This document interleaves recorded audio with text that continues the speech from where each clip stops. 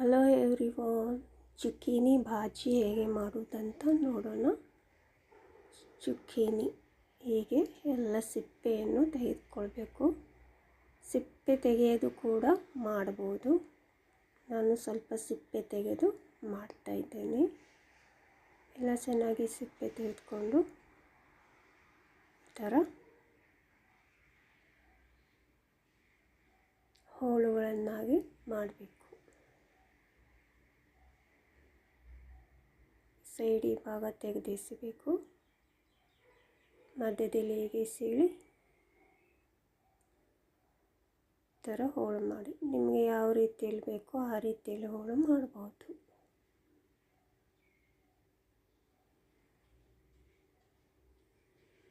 ಇದು ಮಾಡಲಿಕ್ಕೆ ತುಂಬ ಸಿಂಪಲ್ಲು, ರುಚಿಯಾಗಿರ್ತದೆ.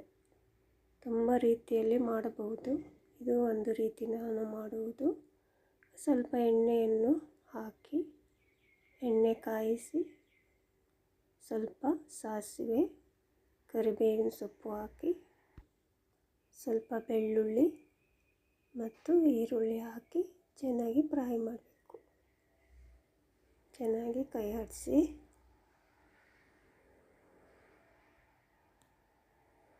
ಈಗ ಸ್ವಲ್ಪ ಹಸಿಮೆಣಸಿನಕಾಯಿ ಹಾಕಿದ್ದೇನೆ. ರುಚಿಗೆ ತಕ್ಕಷ್ಟು ಹಸಿಮೆಣಸಿನಕಾಯಿ ಸೇರಿಸಿ ಕೂಡ ಸ್ವಲ್ಪ ಬಾಡಿಸಿ, ಈಗ ಒಂದು ಟೊಮೆಟೊನ್ನು ಸೇರಿಸಿದ್ದೀನಿ. ಟೊಮೆಟೊ ಕೂಡ ಚೆನ್ನಾಗಿ ಬಾಡಿಸ್ಬೇಕು.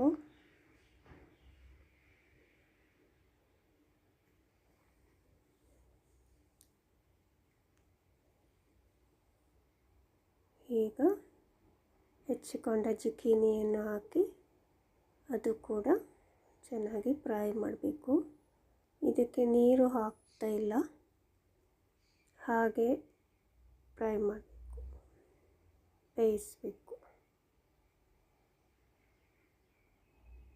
ಮುಚ್ಚಿ ಬೇಯಿಸಿ, ತುಂಬ ಬೇಗನೆ ಬೇಯುತ್ತದೆ.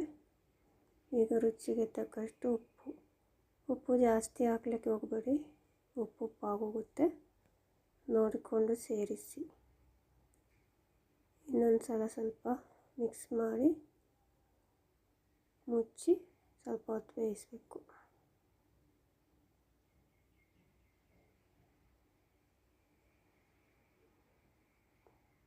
ಸ್ವಲ್ಪ ಹೊತ್ತು ಮತ್ತೆ ಬೇಯಿಸಿ. ನೋಡಿ, ಈಗ ರೆಡಿ ಆಯಿತು. ರುಚಿಕರವಾದ ಚುಕ್ಕೀನಿ ಭಾಜಿ ರೆಡಿ. ಸ್ವಲ್ಪ ಮಿಕ್ಸ್ ಮಾಡಿ. ನೋಡಿದ್ರಲ್ಲ ಎಷ್ಟು ಸುಲಭ ಚುಕ್ಕೀನಿ ಮಾಡಲಿಕ್ಕೆ. ತುಂಬ ರೀತಿಯಲ್ಲಿ ಮಾಡಬಹುದು ಇದನ್ನು. Thank you for watching. Don't forget to like and subscribe.